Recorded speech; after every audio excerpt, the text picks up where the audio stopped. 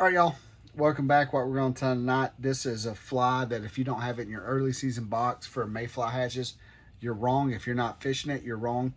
I've taken so many big fish on this. It is kind of ridiculous. It's not a whole lot to this fly.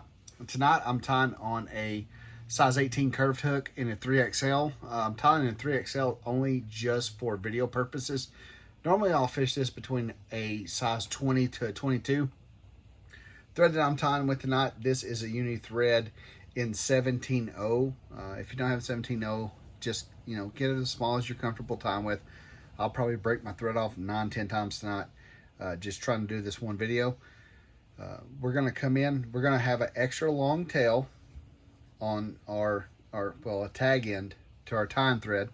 That's for a purpose. For our body material tonight, I'm tying this in Adams Gray. I'll tie this in 3 prominent colors: Adams Gray, PMD, and of course March Brown. For our winging material, this is Zelon. You can tie this with any synthetic you really want to. For our tailing material, I'm using Light Done microfibbits. The original body for this was tied in a underfur from beaver pelt, so that light gray color. This fly's been around since the 70s. It's taken numerous huge fish, not only for myself, but for a lot of people I fish with. Like I said in the beginning, we're going to come in with an extra long tag in. We're going to come a couple hook eyes back. We're going to start laying down a base of thread, and then we're going to work our tag piece of thread right across the top of the hook shank.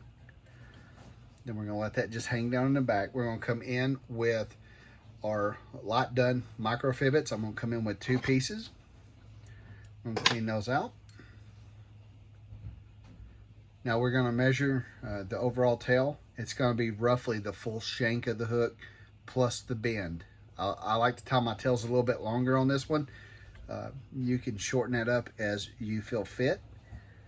We're going to catch those in with a couple of loose wraps, position them right across the top, start taking our capture and turns in. Once they start to roll around the hook, what I like to do is come in and clean those out,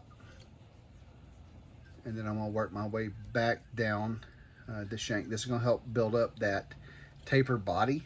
I'm going to come in with my fingernail. I'm going to split those 2 tail end fibers with that tag end of thread. Going to catch that in. Couple securing wraps, take a look at them, make sure they're where I like them. Come in, clean out that 17.0. Clean that up. Work our way back down.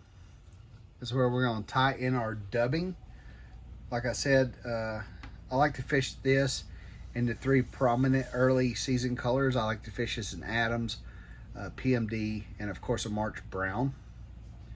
It don't take a whole lot of dubbing for this fly, so don't get carried away. If you overdress this, I don't feel like it's quite as effective. So I'm going to come in, run that up, stretch it out. I'm going to do 1 under, 2 under, and that's going to lock in that V taper. Then I'm going to start building a good taper toward the front. Don't be scared to wrap over yourself. You're not wrapping a whole lot of anything with that. We're going to stop just about to the tie-in point. Now I have some Zelon. This was originally tied in with saddle hackle. I'm not going to tie it in with saddle hackle because I want this thing to last a little bit. So I'm going to clean those up. Gonna pinch them in, second pinch and loop. Now you can see I'm all the way past the hook, but as long as you don't pull too crazy, you won't waste material, and you can tie those off and it looks really good. You don't want to build too much bulk here in the front because we're going to come in with some more of our Adams Gray. Now, when your time flies this small, it's very easy to overdress them, and you want to be careful not to do that. I think that is part of the key to this fly, is it is one, an extra small fly, and it's underdressed.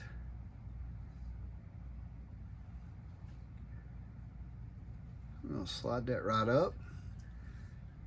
Start our turns. Then we're going to come in and add just a little bit more. You can change the color on the thorax with this if you want to.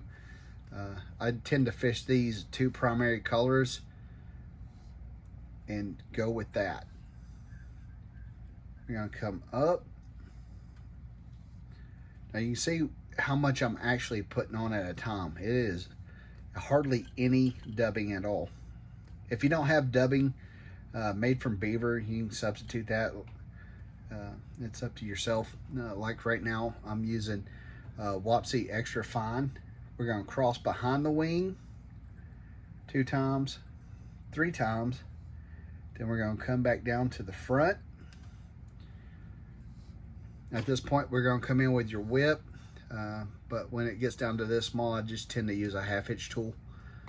And you already know that if you watch the channel, I'm not going to be using head cement on any of my flies that I use for dry or merger patterns. Just a preference. We're going to clean that out. At this point, we're going to pull our wings straight up. We're going to come in and clip this out roughly about a 45-degree angle, and we're going to let that lay back, and that's it. That is the SR2 or the RS2. This is one of those fly patterns that it don't take a whole lot to recreate, but it's going to take a massive amount of fish. Tie them up, show it to your friends. Go check us out on Instagram and Facebook. If there's anything you want to see, like always, just leave it in the comments below. We'll get around to it. Hope you enjoy the fly.